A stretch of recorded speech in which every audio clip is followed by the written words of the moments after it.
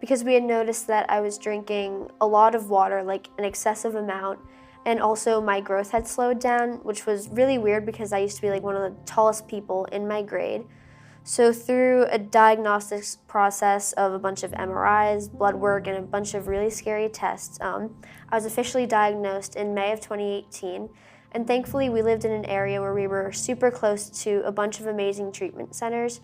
So I got 4 rounds of chemotherapy at Newark Beth Israel in Newark, New Jersey, and then 24 rounds of proton radiation at Rutgers Cancer Institute.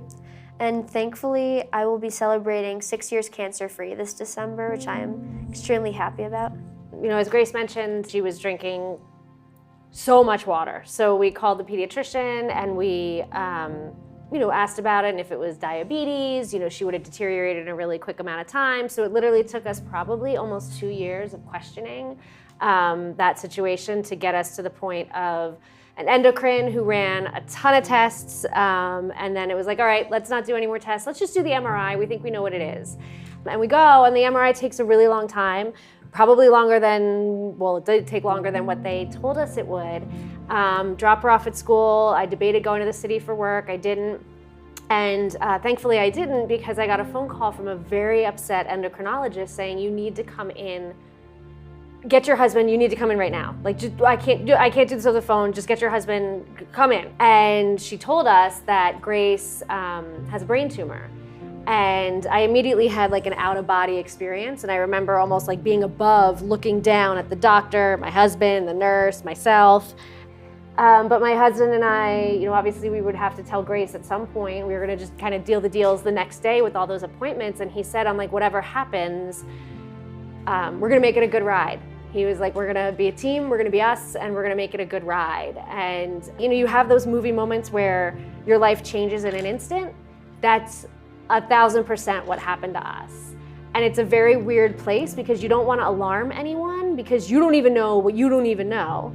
And you're trying to be normal, but at the same time, you're trying to completely mobilize into this world that you never thought was ever gonna be in your vocabulary of your daughter has cancer and she has brain cancer. Like, it was like a movie type moment, and we just decided we're gonna stick together, we're gonna make it a good time, and we're gonna take the next steps as it goes. And it's crazy, you learn things that you never thought you'd learn, and thankfully, I think my skill set from my family was humor, which is now quite dark, and resilience, that we just kind of like came together and we're like, all right, we're gonna figure it out together. And it's scary, like it's just scary. Like the cancer word is scary for grown adults, but hearing it for your child is terrifying. And then navigating everything that you had to navigate, we're trying to like hold it all together. So she's strong, and then the rest of the family is strong, but it's a lot because you're trying to figure it out, but you're trying to be strong, but you're seeing her getting poked and prodded and sedated. Like, she has stuff that I've never experienced in how many years on this planet she's had, and she wasn't even 10 years old. Like, it's a lot.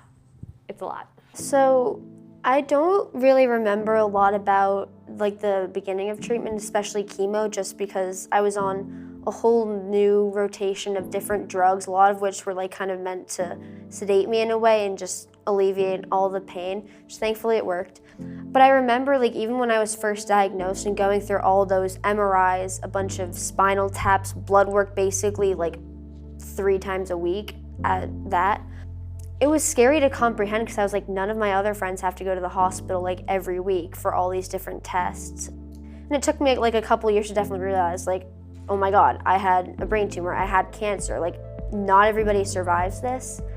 But thankfully, when I started chemo, my family came to visit, my parents were with me, the hospital that I was with, thankfully they had an amazing staff, just kind of catered to helping it almost feel like you weren't in the hospital even though you were there. Like, we would play games, crafts, they had yoga therapy, which I really liked.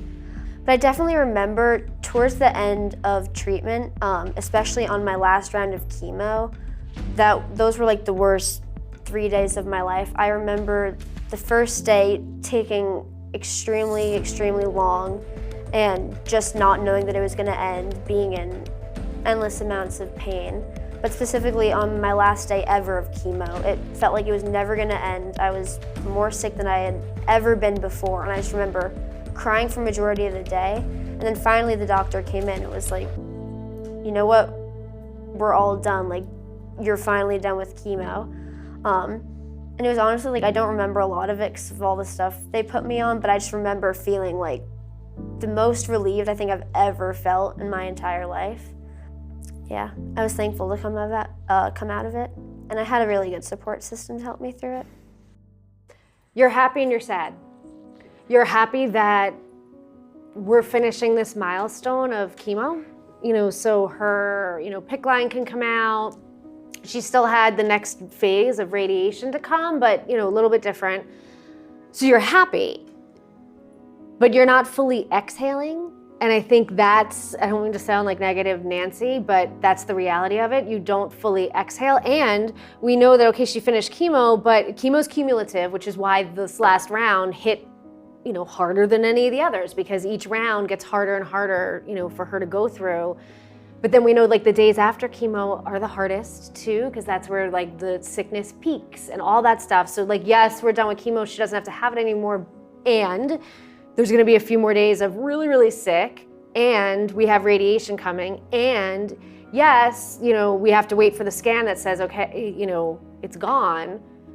But she's now just been through all of this stuff. And I remember when I forever remember like the outfit and the room that we were in when she was going in for her PICC line, and we're signing all this paperwork sitting there with the doctor, and they're doing another spinal tap, and they're doing this PICC line, and we're going through the papers, and we're signing, and I'm reading it because I'm trying to be a responsible parent, and I'm reading it, and I'm like, oh my God. Oh, and again, my husband's like, just don't read it, just sign it. I'm like, yeah, because it's, what are my choices? Like, I have to give her this medicine that can cause a secondary cancer, can cause, like infertility, can cause, learning deficits, can cause, cardiac, like heart issues, can cause organ failure, and I'm like, page after page, and I'm signing it like, oh yeah, sure, no. Like, what are the choices? Like, she dies or I do it.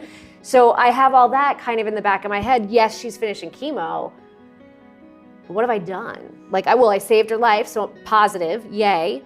But it can come back, or we still have all these, hurdles we still have to pass. So it's so mixed. Like, the doctor's like, go for ice cream. Like, this is good. I'm like, why doesn't it feel so good? Like, it's a really weird thing. It's weird. So we're happy and we're good and we're thankful because we could come to that point where not everybody gets to finish treatment. Like, we've met plenty of kids along the way that can't even finish treatment.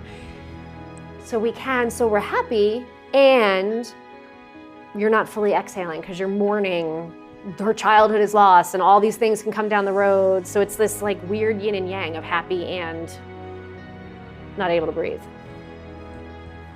This is the reality, sorry. It's a lot, and you're seeing it in your 9-year-old, and you're trying to hold it all together, and Grace has like a little brother, and you're like, okay, I gotta be on, so everybody's like, okay, and getting through it, and you're like, what is happening? But you just take it day by day. It's all you can do. So a couple, like maybe 2 years after I finished treatment, like looking back at all the photos like on my mom's phone that we took with all the doctors, and just kind of like reminiscing on that, like it took me a while to realize like I came through an almost like unbeatable disease that not everybody is so lucky to say that they can do. And so it took me a while to accept that, and then also to accept the survivorship trauma that comes along with it, all the side effects, all that kind of stuff. And especially like looking back on my treatment, I realized how lucky I was, especially talking to other survivors, fighters, stuff like that. We lived in an area where we were 20 minutes away from some of the best hospitals in the world, and some of my friends had to travel across the country just to be able to get an opinion from an oncologist, which like realizing that, like it broke my heart that like people have to travel across the country in order to save their lives. Like, it just baffled me. And also we were very fortunate, like I had a whole support system with me in the hospital, and like games and iPad, just basic stuff like that, which doesn't seem like a lot, but there were kids where their parents couldn't skip work, and so they were sitting, getting their chemo, getting their infusions, all by themselves. And these were like super young kids too, like 5 and below. And like they didn't have any games, anybody to sit with, talk to. And it just broke my heart because looking back on that, I was like, these are little kids. Like, it just broke my heart. And that definitely drove me to want to give back, just so that no kid, one, has to hear that they have cancer, but two, if they do, they don't have to sit alone in a hospital room and their parents don't have to decide between going to work or comforting their kid in the hospital.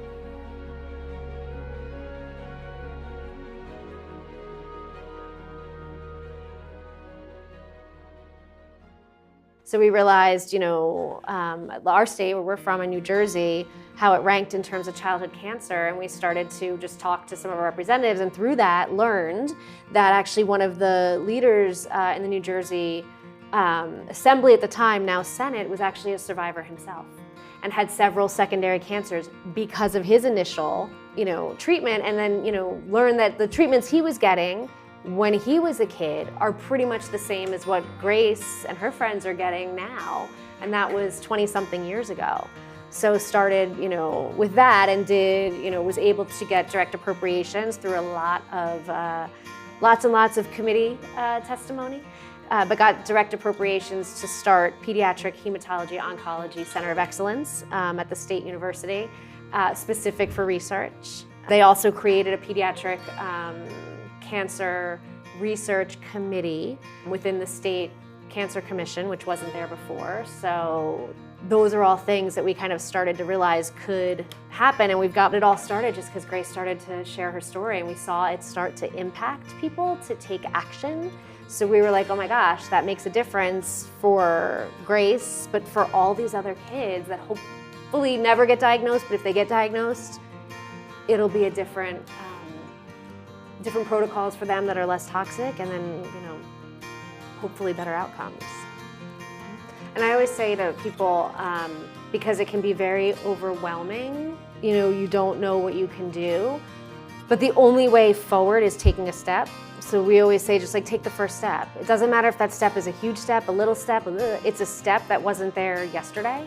You take that one step, well, then you take another step, or somebody else takes another step, and all those steps are more than you had the day before.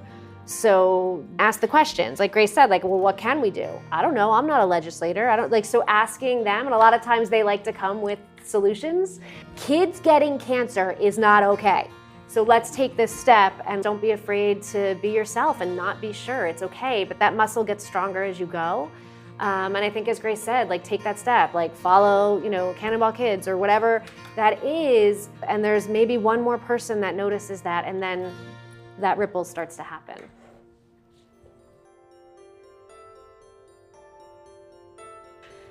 Donate to CKC for funding for research for childhood cancer. Everyone knows a child in their life, and I couldn't imagine when my daughter was diagnosed and I heard the words, "Your child has cancer."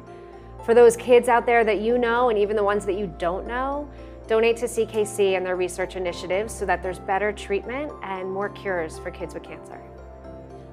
Donate to CKC because they are funding life-changing research for kids who are diagnosed with cancer now and in the future, so that no more kids have to hear the words that they have cancer, but also so that survivors like me don't have to face a lifetime of toxic side effects and lifelong conditions.